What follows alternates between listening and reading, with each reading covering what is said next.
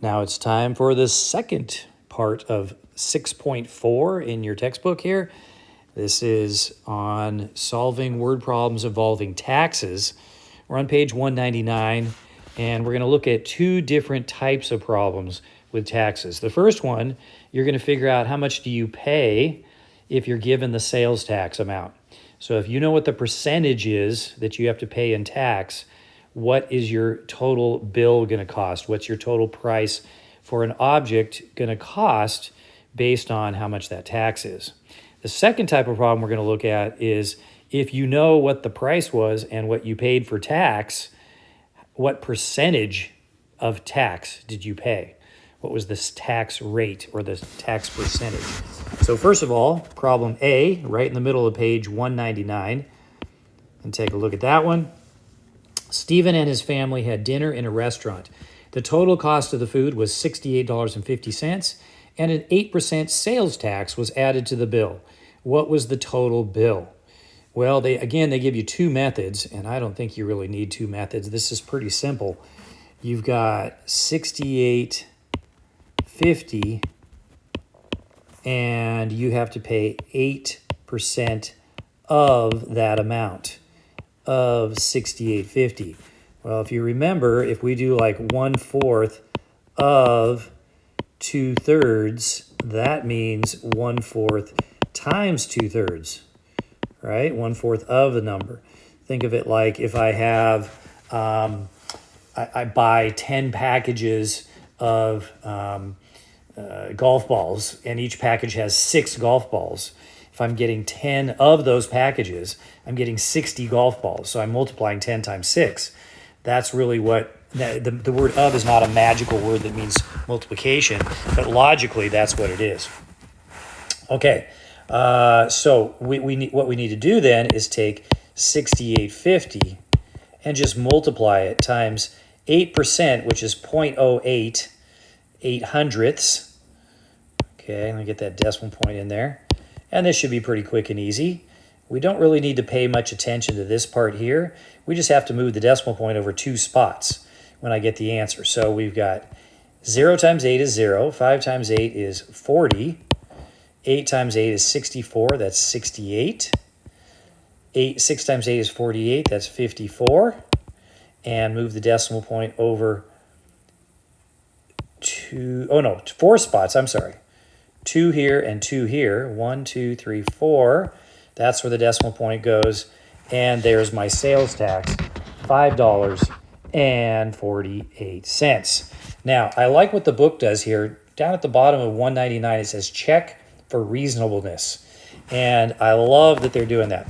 We can use our estimation. We can use just our logic in our brain, that we understand the relationships, the patterns in numbers, to figure out, is this answer, $5.48 for the tax, reasonable? And by the way, to figure out the total bill, I'm going to have to take $68.50 and add that $5.48 to see what the whole bill is that I have to pay, which is, of course, very simple.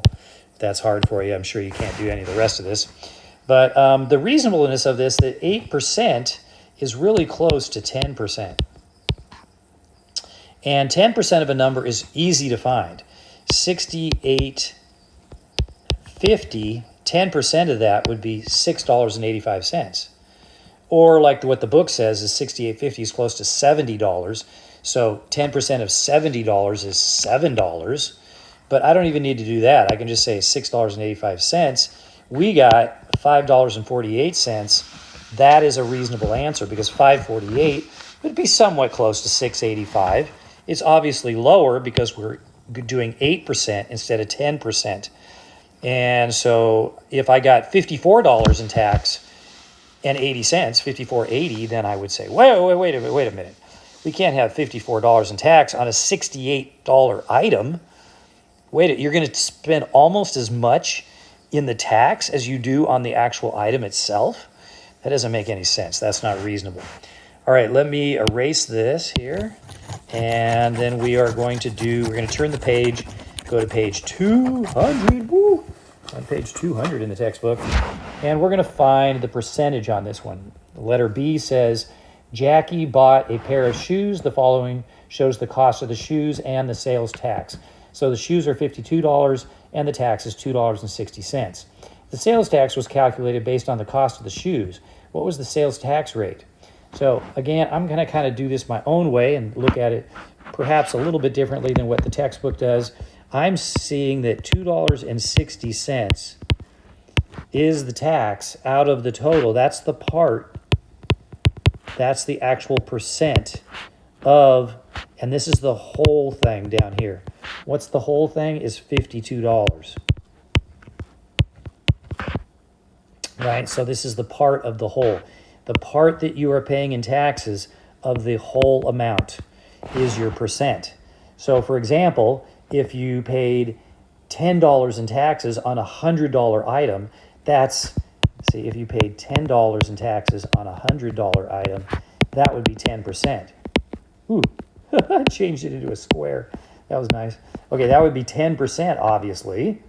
$10 on a $100 item is 10% tax. But I don't have quite that easy of numbers. I've got $2.60 out of $52. So how do I solve this? First of all, I'm going to simplify it. $2, and you could actually have done that on the first video. You could have simplified that 18/48 to make the problem perhaps a little bit easier. I can divide, well, this 0 is kind of meaningless. And so I'm really doing 2.6 out of 52. And I'm also noticing that 2.6, 26 times 2 is 52.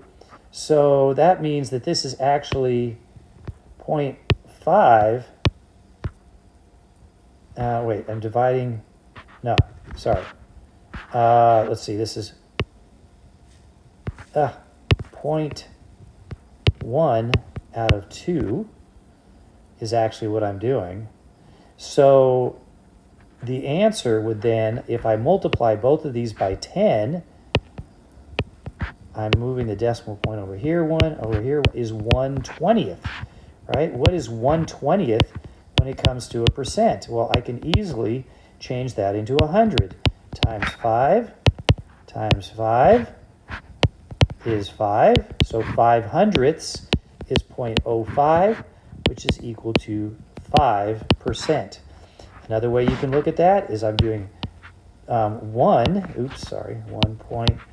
having trouble here. 1.00 divided by 20. Okay, well, 20 goes into 100 5 times. Got to keep that 0 in there. It's not 50%. We're not paying 50% taxes. 50% would be $26.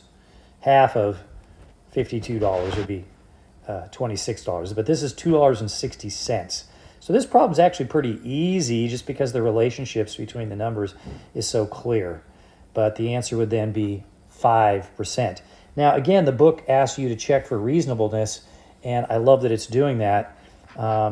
Is $2.60 about 5% of $52? Well, what would 5% of $50 be? 5% of $50, that would be the same thing as, think of 5% of 100. Well, this would be half of that. See, half of 5%. So that would be like 2.5 or $2.50. And what we're saying is this is 5% of $52. So it's going to be a little bit more than $2.50. And it is $2.60. So 5% makes some pretty good sense there. Okay. Speaking of sense, I want you to pause the video, do number 2 while I'm erasing this. Pause the video though, and then turn it back on to see the answer to number 2 on the bottom of page 199. Okay, you should have already done number 2, and now I'm going to do it and show you how it's done. A laptop computer is displayed at a shop, costs $720. A sales tax of 7% will be added to this price. What is the total cost of the laptop? Well, again, all I have to do is find 7% of 720, which is just multiplying it times 0.07, because 0.07 means 7/100ths, and 7% means 7/100ths. So I'm going to put a 0 down here.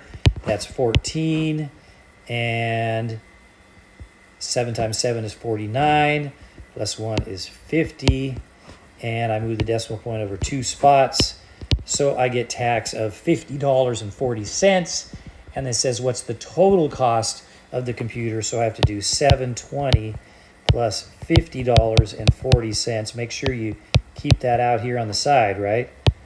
And when I add that together, I get $770.40. So hopefully you got that right. Now pause the video and do number 3. All right, you should have already finished number 3.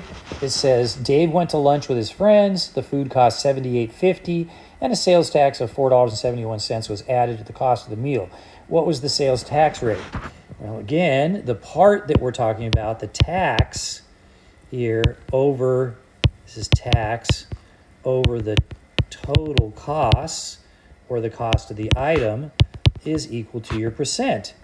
And that's part of the whole, which is what a percent means, is the part of the whole. So my tax is $471, and my bill was $78.50. Okay, and I can actually say that that's 471 divided by 7,850.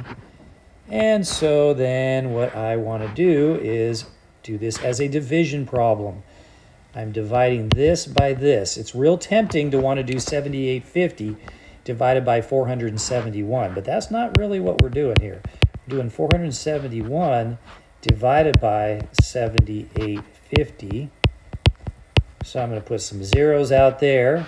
7850 does not go into this number, 4,710, but it will go into that big giant number. So I know that there's going to be a zero here, and that makes sense. Sales tax is usually not over 10%, at least not yet.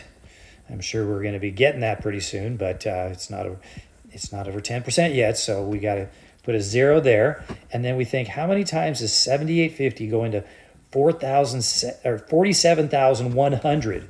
Whoo!